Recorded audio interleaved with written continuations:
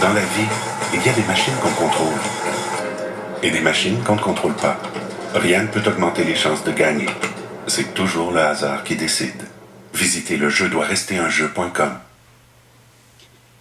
On joue de temps en temps. À un moment donné, ça commence à être un peu plus d'argent, un peu plus souvent. Puis à un moment donné, oups, je suis en train de vider mes REER, je suis en train de perdre ma famille, je suis en train de perdre un emploi à cause de mon absentéisme. Alors, quand on accumule les conséquences autour de nous, on peut définir ça comme étant une dépendance. Du moment aussi où on commence à accumuler des conséquences autour de nous, et que malgré ces conséquences-là, on continue notre comportement associé à la dépendance, quelle qu'elle soit, alcool, drogue ou jeu. Mais dans le cas du jeu, je suis plein de conséquences financières, familiales, professionnelles, sociales, mais je continue de jouer pareil. Alors, on peut définir la dépendance comme étant quelque chose dont on ne peut plus se passer. On peut facilement perdre 25 000 $ en une nuit, mais au jeu, je ne perdais pas 25 000 $ à boire. Je ne perdais pas 25 000 $ à fumer du cannabis. La descente aux enfers peut être très rapide. Les joueurs qui arrivent ici, habituellement, ils n'ont plus une scène. Alors, le fait que l'État paie, c'est probablement justifié par ce fait-là aussi. Alors qu'un alcoolique, un toxicomane qui arrive, je ne dis pas qu'il y a plus de sous ou qu'il n'y a pas tout dépensé, mais bon, pour le moment, en tout cas, c'est comme ça. Le gouvernement paye pour le jeu, mais pas pour les autres dépendances. Et puis, est-ce que c'est correct, pas correct, c'est pas à moi d'en juger. Mais pendant mal an, on va traiter ici, en termes d'évaluation, autour de 400, 450 clients et clientes par année. La moyenne d'âge est de 40 ans, majorité d'hommes, proportion 75-25 peut-être, vous direz, 75-30. L'autre tendance, c'est que de plus en plus, c'est plus juste du jeu. C'est du jeu et de l'alcool, c'est du jeu et de la coke, c'est du jeu et autres substances. Alors qu'il y a 7 ans, à peu près, quand moi je suis arrivé ici, il y avait beaucoup de clients où c'était pur jeu. Autre tendance, vous avez tous lu, je pense récemment, là, que l'Auto-Québec avait mis à pied beaucoup de cadres récemment, et puis les revenus étaient à la baisse. Il semble y avoir eu, en tout cas cette année, là, selon nos chiffres, cette année, une baisse aussi au niveau de la demande. Mais on a traité autant, sinon plus, de clientèle dans nos services que l'an passé. Autant en interne qu'en externe.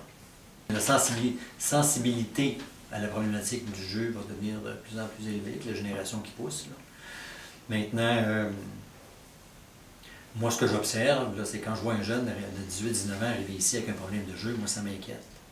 Ça m'inquiète. Puis vous le dites vous-même, mais vous êtes témoin de ça, je présume, des concours de jeux dans les cégeps. Allez imaginer le genre d'influence que ces concours-là peuvent avoir sur même ceux qui ne gagnent pas. Parce qu'ils rêvent de faire leur... J'en ai vu que celui ici, moi je veux faire carrière là-dedans. Ou j'ai fait carrière là-dedans, mais je me rends compte que ça ne marche plus. Mais au fond de lui-même, il veut continuer de faire carrière là-dedans. Comment il s'appelle notre Québécois là, que tu as gagné, là, Jamel? Jonathan Semel. Oui, c'est ça. Mais on n'entend plus parler maintenant. On n'entend plus parler. C'est un one-shot, ça. Mais jouer de façon responsable. Le jeu doit demeurer un jeu. Alors, mais j'aime quand même les annonces qui sont faites là, par la Fondation Mise sur Toi là, à la télévision là, pour expliquer, entre autres, là, je ne sais pas si vous avez vu l'annonce où on paye sur un bouton d'ascenseur, on paye sur un bouton de laveuse sécheuse. Puis, bon, ça, on le contrôle, mais le contrôle de l'autre, c'est le hasard qui décide. C'est pas quelqu'un qui est pogné dans une dépendance, c'est pas juste une question de bonne volonté. C'est une maladie, et puis il y a moyen de s'en sortir, il y a moyen de le traiter. Mais une fois qu'on est dépendant toujours. Alors, c'est pour ça que nous, ici, on prône l'abstinence. Si le jeu n'existait pas, le jeu d'hasard et d'argent n'existait pas, la problématique ne serait pas là.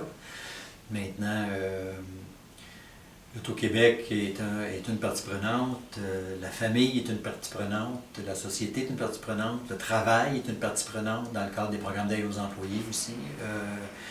Donc, je disais, l'État est une partie prenante. L'État, j'inclus l'Auto-Québec, parce que l'Auto-Québec investit quand même des sommes. Que ce soit l'Auto-Québec ou le SAQ, on le sait, hein, c'est des revenus importants pour l'État. L'État ne sortira jamais de là. Mais en même temps, le fait que l'État soit là permet une certaine réglementation. C'est pas le free-for-all, il n'y a pas de mafia, il n'y a pas de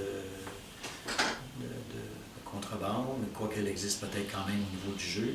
Ce qu'on fait aussi à Maisons-Jean-Lapointe, on fait ce qu'on appelle, on a un protocole d'entente avec l'Auto-Québec, le casino, on fait l'intervention de crise. 24 heures sur 24, si un client est en détresse, des idées suicidaires, dépressif et qu'il demande de l'aide, bien, les enquêteurs ou l'enquêteur du casino va communiquer avec nous et on va se rendre sur place. Il y a de la sensibilisation qui se fait, il y a de l'aide, de l'accompagnement qui se fait. Le fait qu'on ait un protocole d'entente, nous autres, avec l'Auto-Québec, et les enquêteurs d'ailleurs que j'ai rencontrés à l'Auto-Québec, c'est des gens aussi qui ont à cœur le bien-être.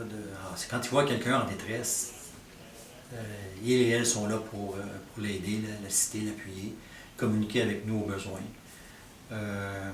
Donc, ils sont formés pour ça aussi, là, ces enquêteurs-là. Bien sûr, via les services de santé, si on constate que l'Auto-Québec, c'est l'État. C'est sûr qu'il y a des argents, là, des argents de l'État qui payent la thérapie, mais c'est une fonction importante aussi, quand même, pour les accompagner. Alors, est-ce qu'ils en font suffisamment? C'est difficile à dire. Est-ce qu'ils en font d'autres? C'est quoi suffisamment? Hein? Où s'arrête aussi la marge? Mais je pense que le fait que quelqu'un puisse au moins venir ici dans une ressource et se faire aider et accompagner sans avoir à débourser quoi que ce soit, je pense que c'est déjà quelque chose. Et tant mieux. Tant mieux. Est-ce qu'on pourrait investir plus de publicité, à la sensibilisation, plus de ressources? Je pense qu'on pourrait toujours en faire plus. La question est de savoir combien de plus. Qu'est-ce qu'on fait ici? Je vais te montrer quelque chose.